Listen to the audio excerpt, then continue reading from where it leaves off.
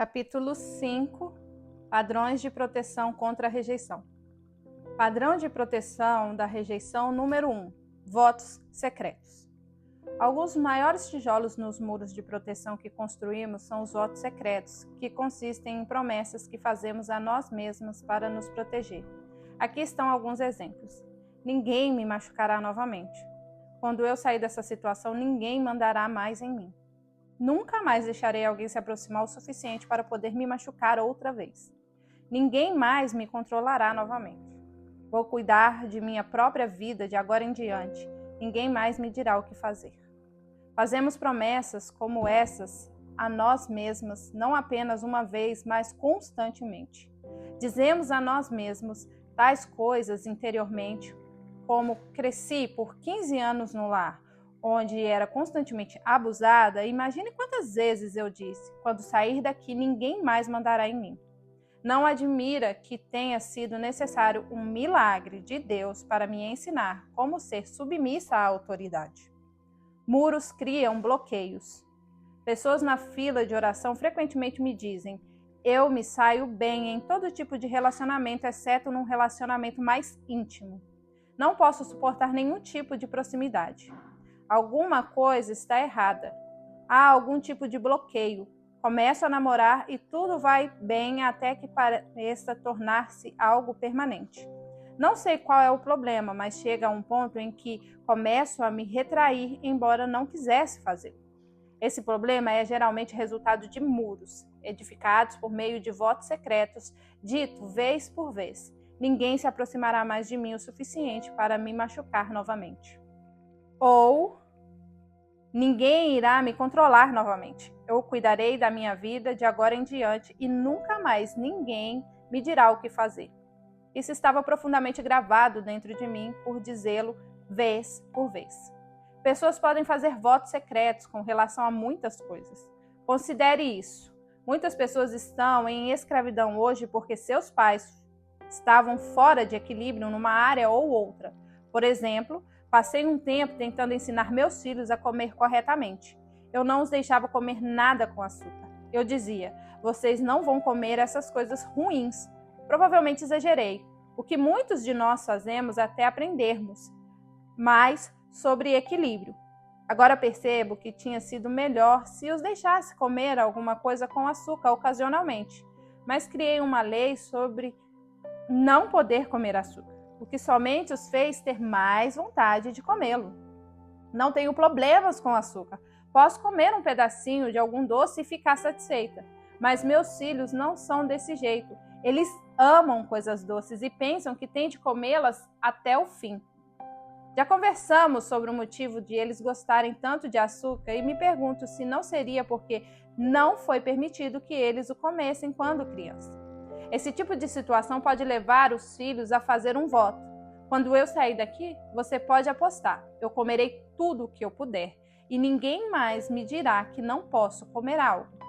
E muitos desses indivíduos desenvolvem distúrbios alimentares mais tarde porque fizeram tais promessas a si mesmo. Deus quer se envolver até mesmo com seu apetite. Você sabia que se tiver muros erguidos pode ser difícil até mesmo ouvir quando Deus está falando com você? Mas à medida que seu relacionamento com Deus cresce e você coloca mais da palavra dentro de si, Ele começa a lidar com você sobre seu apetite. Ele dirá: não quero que você coma mais isso. Dinheiro e outras áreas na qual você pode ter edificado um muro. Talvez seus pais não lhe dessem muito dinheiro para gastar quando jovem, e você teve de viver sem algumas coisas que outras crianças tinham. Talvez o único dinheiro que pudesse gastar fosse o que você mesmo guardava e ganhava. E mesmo assim, tinha de comprar somente coisas de que realmente necessitasse, além de nunca lhe ser permitido comprar as coisas que desejava. Talvez você tenha ficado tão cansado de não ter liberdade financeira que começou a prometer a si mesmo: apenas espere até eu sair daqui e eu comprarei tudo o que eu quiser na hora que eu quiser. Uma compulsão para comprar tudo pode ser resultado de votos secretos como este. Existem pessoas que são viciadas em compras. Elas simplesmente não conseguem parar de gastar dinheiro. Você precisa pensar sobre algumas dessas coisas que disse a si mesmo: muito tempo atrás. Não estou dizendo que tudo o que você tenha dito a si mesmo tenha criado escravidão em sua vida. Estou falando especificamente sobre coisas que dizemos e que envolvem acordos definitivos e determinados conosco. Esses votos secretos são decisões que tomamos com relação a como cuidaremos de nós e nos protegeremos. E quanto a estes votos, você não pode confiar em ninguém. Quantas vezes eu disse isso? Você não pode confiar nos homens. Todos os homens são iguais. Não quero ser rude, mas penso que algumas mulheres têm problemas quando se casam, mesmo em sua vida sexual, porque disseram tais coisas a si mesmo. Todos os homens servem apenas para uma coisa, mesmo num relacionamento conjugal. Quando você deseja que as coisas se acertem, pode pensar: você realmente não me ama. O único momento em que você mostra afeição por mim é quando quer sexo. Tome cuidado com a forma errada de falar consigo mesmo. Muros impedem desenvolvimento. Sistemas errados de pensamentos podem também causar um bloqueio, impedindo que nos envolvamos com um grupo de pessoas. Por causa de algumas feridas ou rejeições, podemos dizer: nunca me envolverei com outro grupo de pessoas novamente. Assim, nos retraímos e nos isolamos. Fui profundamente ferida vários anos atrás por um grupo de cristãos e digo que isso foi muito ruim. Nunca havia lidado com uma dor emocional como essa. Eu amava essas pessoas mais do que tudo e foram 3 anos para eu me recuperar totalmente dessa dor. Construí grandes muros e firmei: ninguém mais estará numa posição para fazer isso comigo novamente. Esse não é o plano de Deus para a sua vida na igreja. Todos os membros devem se envolver. Deus deu-me um grande exemplo do que significa estar envolvido com a igreja. Um dia, pisei no meu próprio pé e isso doeu. Puxei meu pé e, enquanto o segurava, disse: Deus, agora observe que, embora tenha pisado em seu próprio pé, isso doeu. E imediatamente você segurou o pé machucado, porque não queria que ele fosse ferido novamente. Mas, finalmente, para que ele funcione como parte do corpo, você deve colocá-lo de novo no chão e correr o risco de que seja pisado novamente. Eu não caminharia de forma correta sem que meu pé machucado voltasse a funcionar.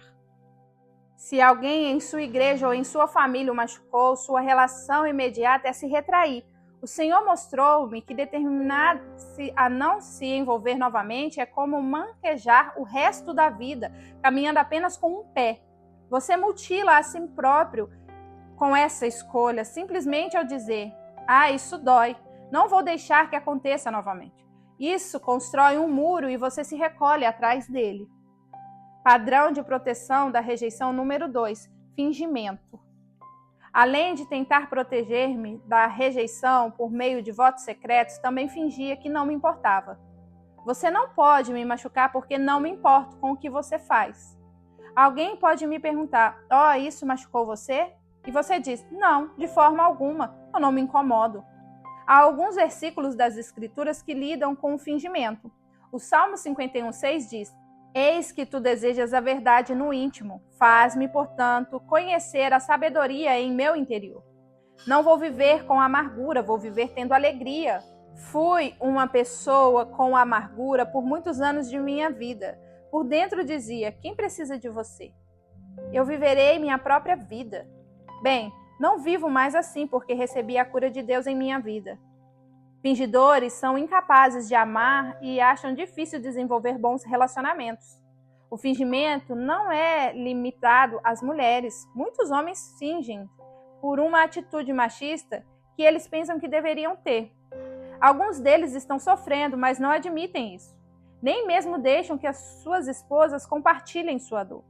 Penso que isso faz as mulheres se sentirem rejeitadas, porque elas gostariam de compartilhar os sofrimentos e as dificuldades, assim como os bons tempos. João 8,32 diz: e conhecereis a verdade, e a verdade vos libertará.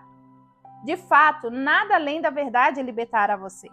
Contudo, muitos cristãos que têm tentado caminhar em fé ficam confusos sobre como ser sinceros consigo mesmos e com Deus, e também andar pela fé.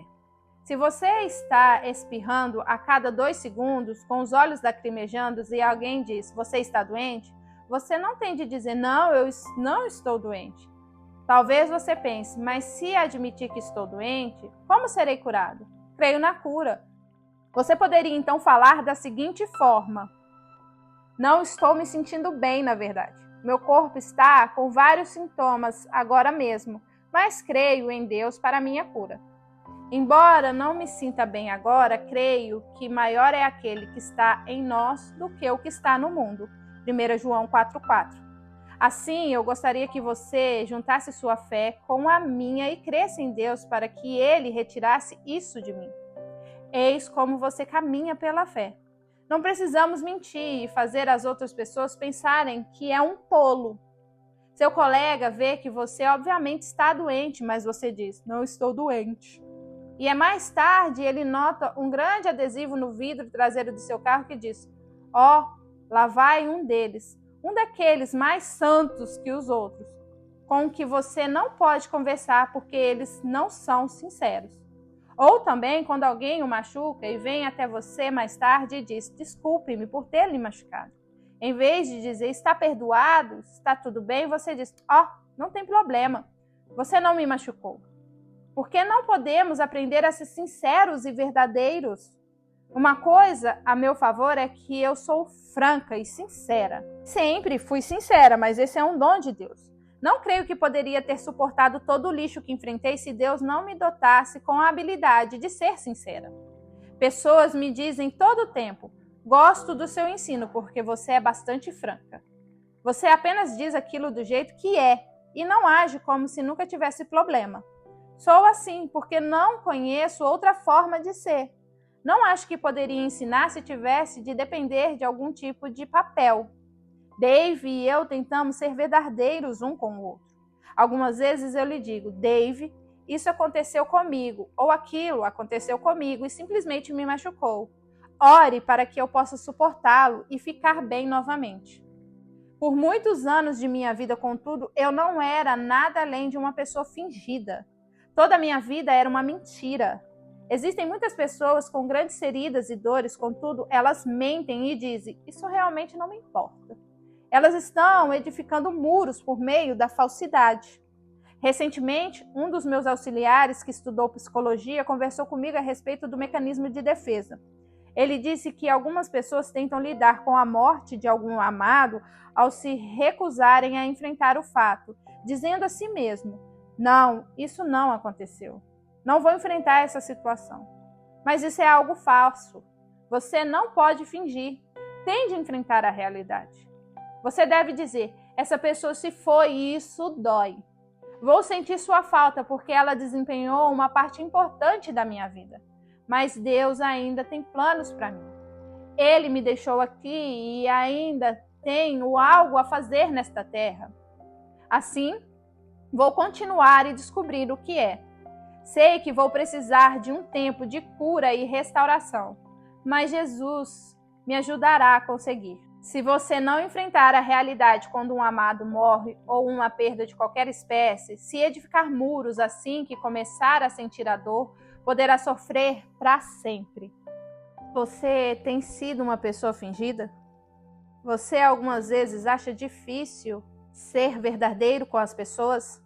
Efésios 4,15 diz que nossa vida amorosamente expressa a verdade em todas as coisas, falando verdadeiramente, lidando verdadeiramente, vivendo verdadeiramente. Agora, falar a verdade não significa que vamos chegar a alguém e dizer, seu penteado realmente está horrível. Se fizermos isso, realmente não teremos amigos. Eu costumava fazer isso também. Sabia como falar a verdade, mas sem sabedoria alguma. Efésios 4,15 continua a dizer, envolva em amor, cresçamos em tudo e de todas as formas naquele que é o cabeça, o próprio Cristo. Não temos de sair por aí fingindo, não temos de tentar ser valentes ou supercristões. A rejeição dói, mas podemos sobreviver a ela sem fingimento, em Cristo. Padrão de proteção de rejeição número 3, autodefesa.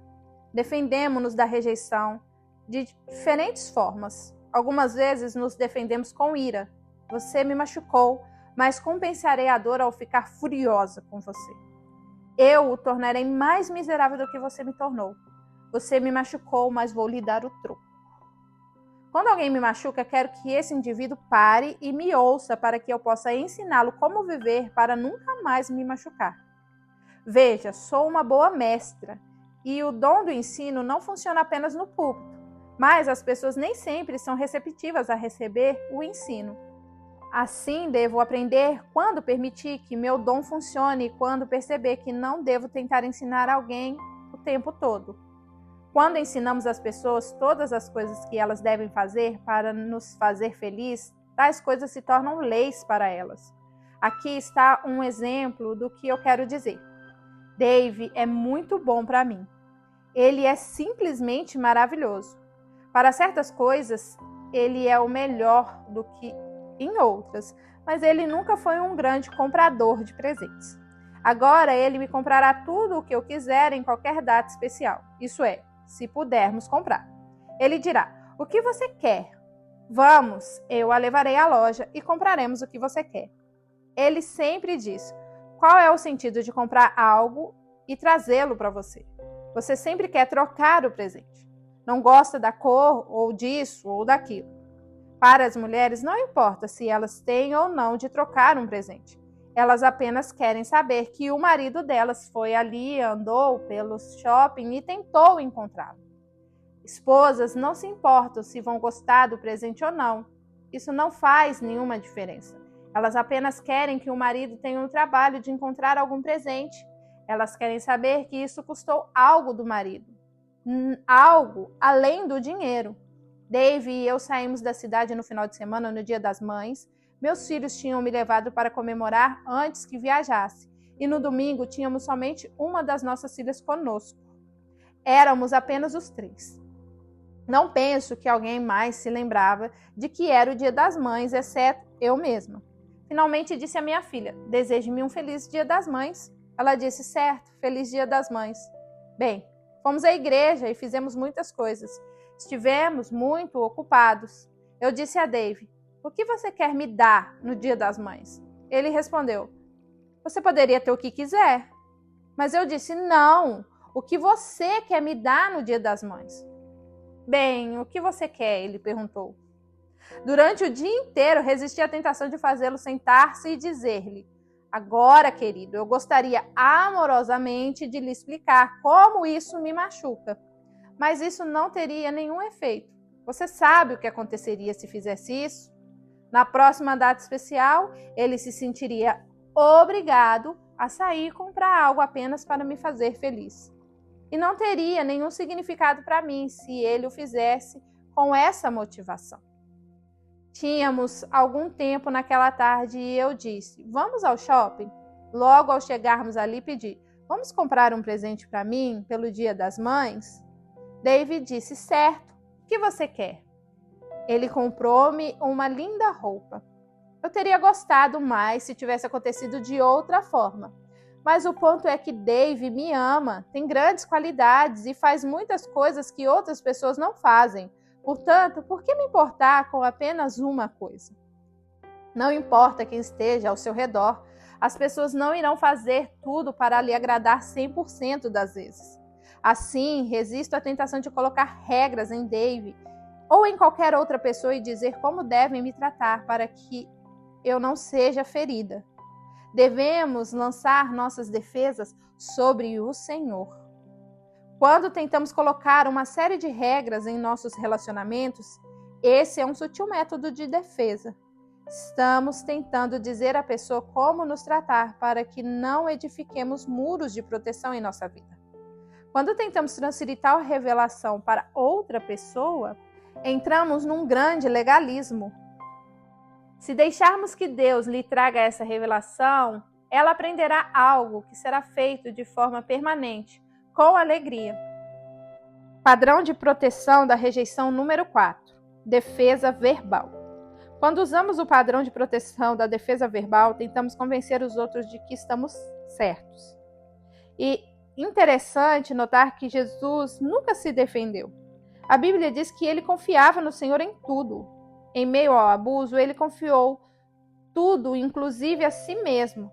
Aquele que julgava retamente, 1 Pedro 2,23, Jesus prosseguiu realizando coisas para o Senhor, fazendo o bem e, em particular, curando a todos os oprimidos do diabo. Quando nos entregamos totalmente a Deus e nos ocupamos em sua obra, em vez de gastar tempo tentando nos defender, os muros autoconstruídos ao nosso redor cairão. Precisamos deixar nossa vida convencer os outros de que nosso coração está no lugar certo, em vez de tentar convencê-los ao nos defender verbalmente. Se você tem cuidado de sua própria defesa, peço que se lembre de que Jesus é o seu advogado. Isso significa que ele é seu defensor, aquele que pleiteia a sua causa. Vamos deixar que ele seja a sua defesa. Padrão de proteção da rejeição número 5. Comprando proteção. Você abençoa outras pessoas porque as ama ou para fazer com que elas o amem. Houve um tempo em minha vida em que tentei comprar proteção para que ninguém me rejeitasse. Eu pensava que se eu fosse extremamente agradável com as pessoas e lhe desse presentes, poderia me proteger da rejeição delas. Em certo relacionamento, quando queria me certificar de que não seria rejeitada, realmente fazia isso. Mas me enganei quanto a isso. Eu realmente pensava que estava caminhando em amor até Deus me revelar que eu não estava dando meu amor livremente aos outros e sim tinha segundas intenções. Estava dando aos outros o objetivo de que elas me amassem, para impedi-los de me rejeitar. Quando você dá um presente, deve ser sempre pela alegria de dar e não com um motivo adicional de tentar manipular o presenteado de alguma forma para que ele sinta que deve algo a você. Algumas vezes, muitos pensam, bem, vou impedi-lo de me rejeitar. Apenas o tratarei maravilhosamente bem, serei muito bom com você, farei muitas coisas maravilhosas para você e por isso você deverá estar ao meu lado o tempo todo. Uma mulher que conheci tem uma tremenda raiz de rejeição em sua vida. Um terrível espírito de insegurança. Por isso, arruina relacionamentos ao sufocar as pessoas. No minuto em que descobre que alguém lhe dá alguma atenção e que ela pode desenvolver um relacionamento com essa pessoa, seja amizade ou namoro, começa a enviar-lhe presentes, cartões e telefonar frequentemente. Ela simplesmente passa dos limites. Seu comportamento está fora de equilíbrio.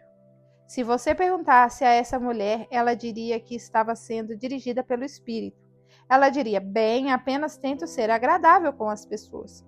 Mas ela não está enfrentando a realidade de que tenta comprar relacionamentos. Ela tenta comprar proteção contra a rejeição. Quando as coisas saem de equilíbrio em nossas vidas, podemos nos tornar desagradáveis. Então, nossas ações bem intencionadas têm o efeito oposto do que pretendíamos. Por quê? Porque as pessoas podem sentir que algo não está sendo feito com a motivação certa. Quais são os padrões de proteção contra a rejeição em sua vida? Você precisa identificá-los para que Deus possa ministrar-lhe libertação, a libertação da raiz da rejeição.